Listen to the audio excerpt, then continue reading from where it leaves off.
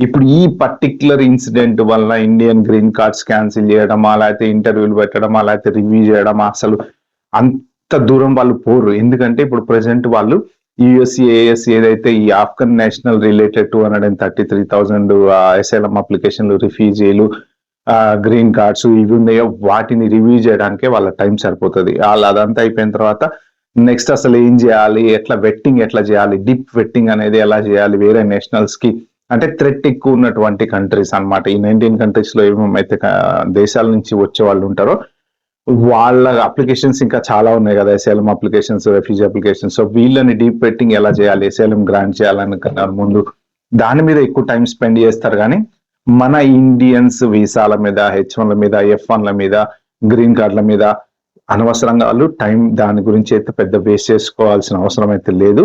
అది అంత అవ్వదు కూడా. ఎందుకంటే ఇప్పుడు మన వాళ్ళు ఎవరు థ్రెట్ కాదు కదా. ఎక్కడన్నా ఎప్పుడన్నా ఇప్పటి వరకు ఏ ఇన్సిడెంట్లు కూడా జనరల్ గా చిన్న చిన్న ఈ షాప్ లిఫ్టింగ్లు అవి ఇవి అది ప్రతి ఓడు చేసేదే. అది ఏవో దొంగతనాలు, పోలీస్ కేసులలో ఇన్వాల్వ్ అవటం ఇవన్నీ ఏంటంటే ప్రతి నేషనల్ ఏదో ఒక క్రైమ్ లో ఎక్కడో ఒకడ ఇన్వాల్వ్ అవుతూనే ఉంటారు. సో దాన్ని ఏంటంటే అది స్పెసిఫిక్ గా చూపించి వీళ్ళ వల్ల థ్రెట్ ఉంది అనేది ఏం లేదు. ఒక్కటి ఏంటంటే వాళ్ళకు ఉన్న ప్రాబ్లము H1 చీప్ లేబరు.